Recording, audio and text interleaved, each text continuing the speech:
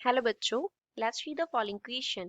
What direct current will produce the same amount of thermal energy in a particular resistor as an alternating current that has a maximum value of 7.82 ampere? हमारे पास क्या है, एक alternating current है जिसका maximum value है 7.82 ampere. वो क्या करता है, कुछ amount of thermal energy particular resistance में प्रोड्यूस करता है। अब जितनी वो अमाउंट उस रेजिस्टेंस में थर्मल एनर्जी के प्रोड्यूस करता है उतनी ही डायरेक्ट करंट को प्रोड्यूस करनी है, तो हमें उस डायरेक्ट करंट का जो वैल्यू है वो फाइंड आउट करना है। First of all we will talk about the key concept used in the question. इस क्वेश्चन में हम क्या की कॉन्सेप्ट यूज करेंगे।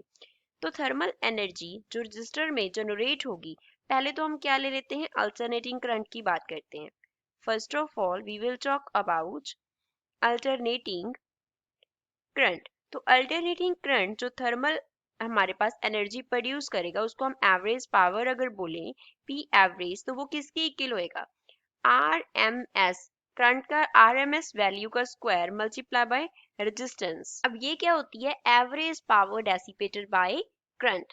पी जो है, पी एवरेज है, A V average, P represent करता है, पी एवरेज लिख लेते हैं, average power dissipated in register.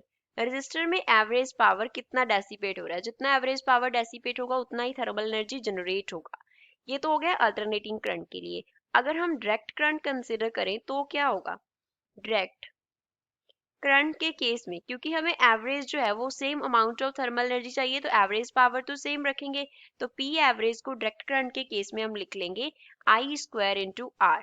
यहाँ पे आई आर एम एस क्या है, I R M S represents root mean square value of current. R means root, M means mean, S means square, root mean square value of current है। And R जो है वो क्या represent कर रहा है, रजिस्टर को रिप्रेजेंट कर रहा है। स्मॉल आई जो है वो रिप्रेजेंट कर रहा है डायरेक्ट करंट के वैल्यू को, डायरेक्ट करंट के वैल्यू को रिप्रेजेंट कर रहा है। तो बेसिकली हमें क्या कर देना है, इन दोनों को इक्वेट कर देना है।